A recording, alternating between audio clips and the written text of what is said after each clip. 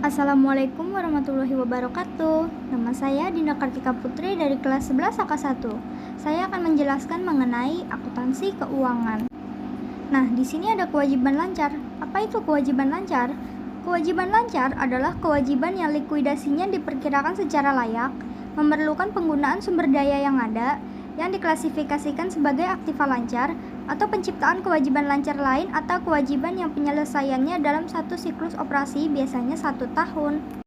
Apa saja contoh kewajiban lancar? Contoh kewajiban lancar yaitu utang usaha, usul bayar, jatuh tempo berjalan utang jangka pendek, kewajiban jangka pendek yang diharapkan akan didanai kembali, utang dividen, uang muka pelanggan dan deposito yang dapat dikembalikan, pendapatan diterima di muka, utang pajak penjualan, utang PPh, dan kewajiban yang berhubungan dengan karyawan. Berikutnya ada kontingensi. Kontingensi atau lebih dikenal dengan peristiwa atau transaksi yang mengandung syarat merupakan transaksi yang paling banyak ditemukan dalam kegiatan bank sehari-hari. A. PSAK nomor 31 mengatur akuntansi untuk transaksi kontingensi dalam suatu perusahaan. Istilah kewajiban bersyarat digunakan untuk menyatakan kewajiban yang kemungkinan timbulnya tergantung pada terjadi atau tidaknya suatu peristiwa di masa yang akan datang. B. Penyajian dalam laporan keuangan. Transaksi kontingensi belum mempengaruhi posisi dalam neraca dan laba rugi perusahaan. Dengan kata lain, tidak akan mempengaruhi posisi keuangan secara menyeluruh. Akan tetapi, transaksi kontingensi apabila dikumpulkan dalam suatu periode yang menghasilkan nilai yang cukup atau bahkan sangat material sehingga mempengaruhi posisi keuangan secara keseluruhan.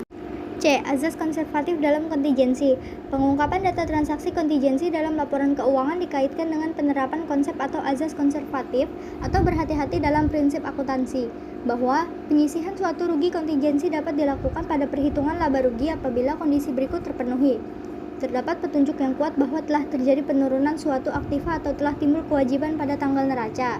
Jumlah kerugian dapat ditaksir secara wajar, sedangkan terhadap laba kontingensi tidak dicantumkan dalam laporan laba rugi, tetapi perlu diungkapkan dalam laporan keuangan.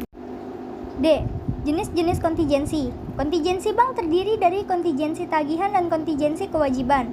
Kontingensi tagihan terdiri dari bank garansi yang diterbitkan oleh bank lain, pembelian opsi valuta asing, pendapatan bunga dalam penyelesaian. Kontingensi kewajiban terdiri dari garansi yang diberikan, surat berdokumen dalam negeri atau SKBDN yang dapat dibatalkan atau revocable L-C dalam rangka perdagangan dalam negeri, penjualan opsi valuta asing. Berikutnya ada pembelian kredit. Pembelian kredit adalah pembelian yang dilakukan oleh perusahaan yang dalam pembayarannya dilakukan secara bertahap atau secara angsuran kepada pemasok. Prosedur pembelian kredit yaitu A. Bagian administrasi menerima order pembelian rangkap ketiga dari bagian pembelian dan bukti pembelian barang dari gudang, serta faktur pemasok kemudian menyesuaikannya. B. Berdasarkan tagihan dari pemasok dan data-data utang perusahaan. C. Jika pembayaran sudah dilakukan, maka pemasok akan menyerahkan kwitansi tanda pembayaran. D.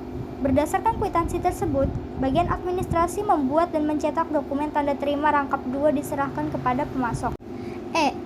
Pemasok menandatangani kedua rangkap dokumen tanda terima tersebut. F. Tanda terima rangkap 1 disimpan oleh pemasok dan tanda terima rangkap kedua disimpan untuk perusahaan. G. Data-data utang yang sudah dibayar disimpan dalam database oleh bagian administrasi. H. Setiap bulannya, bagian administrasi mencetak laporan pembelian tunai dan kredit dan laporan saldo utang. Dokumen dalam sistem keakuntansi pembelian kredit. A. Surat permintaan pembelian. Dokumen ini merupakan formulir yang diisi oleh fungsi gudang atau fungsi pemakai barang untuk meminta fungsi pembelian melakukan pembelian barang dengan jenis, jumlah, dan mutu seperti yang tersebut dalam surat tersebut. B. Surat permintaan penawaran harga. Dokumen ini digunakan untuk meminta penawaran harga bagi barang yang pengadaannya tidak bersifat berulang kali terjadi atau tidak repetitif. C. Surat order pembelian. Dokumen ini digunakan untuk memesan barang kepada pemasok yang telah ditentukan. D. Laporan penerimaan barang. Dokumen ini dibuat oleh fungsi penerimaan untuk menunjukkan bahwa barang yang diterima dari pemasok telah memenuhi jenis, spesifikasi, mutu, dan kuantitas seperti yang tercantum dalam surat order pembelian. E. Surat perubahan order pembelian. Perubahan dapat berupa perubahan kuantitas, jadwal penyerahan barang, spesifikasi, penggantian atau substitusi, atau hal lain yang bersangkutan dengan perubahan desain atau bisnis. F. Bukti kas keluar. Dokumen ini dibuat oleh fungsi akuntansi untuk dasar pencatatan transaksi pembelian. Selain itu, berfungsi juga sebagai perintah pengeluaran kas untuk pembayaran utang kepada pemasok dan sekaligus berfungsi sebagai surat pemberitahuan kepada kreditur mengenai maksud pembayaran. Berfungsi sebagai remittance advice. Berikutnya ada wesel tagih. Wesel tagih janji tertulis yang ditandatangani oleh pembuatnya agar pada tanggal yang ditetapkan atau pada waktu yang akan datang dan atas permintaan tertentu membayarkan sejumlah uang. A. Akuntansi untuk wesel tagih terdiri dari pengakuan wesel tagih, recognition of not receivable, penilaian wesel tagih, valuation of not receivable, dan pelepasan wesel tagih, disposal of not receivable. B. Unsur-unsur yang terdapat dalam surat wesel: nilai nominal, periode wesel, tanggal wesel, tingkat bunga, penulis wesel, penerima wesel. C. Macam-macam wesel. Wesel biasa adalah surat wesel di mana terdapat semua pihak yang berhubungan dengan wesel tersebut. Wesel atas pengganti penerbit adalah wesel yang diterbitkan untuk diri penarik sendiri. Wesel atas penerbit sendiri adalah wesel yang diterbitkan oleh penarik, tetapi pihak tertarik adalah pihak penarik itu sendiri.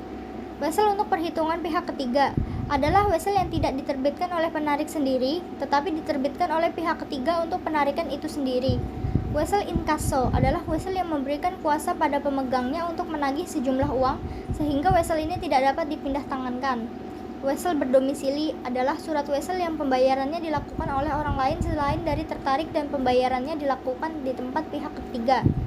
D. Personil wesel yaitu penerbit, tersangkut, akseptan, pemegang pertama, pengganti, dan endosan. Berikutnya adalah utang pajak. Menurut paham formal timbul karena perbuatan fiskus, yakni fiskus menerbitkan SKP. Sedangkan menurut paham material, utang pajak timbul karena terpenuhinya ketentuan yang disyaratkan dalam undang-undang. Berikutnya ada utang gaji atau accrued salaries payable. Utang gaji atau accrued salaries payable adalah biaya gaji yang sudah merupakan kewajiban perusahaan untuk membayarkan kepada karyawan. Namun jumlah yang harus dibayarkan tersebut belum dibayarkan perusahaan, sehingga masih merupakan utang perusahaan terhadap karyawannya. Yang terakhir ada pendapatan diterima di muka. Pendapatan diterima di muka adalah transaksi yang sejak awalnya dicatat sebagai utang atau kewajiban, tetapi akan menjadi pendapatan di kemudian hari. Pendapatan ini timbul karena perusahaan telah menerima pembayaran atas suatu pekerjaan, tetapi belum menyelesaikan pekerjaan tersebut. Sekian penjelasan dari saya, kurang lebihnya mohon maaf. Wabillahi taufiq wal hidayah. Wassalamualaikum warahmatullahi wabarakatuh.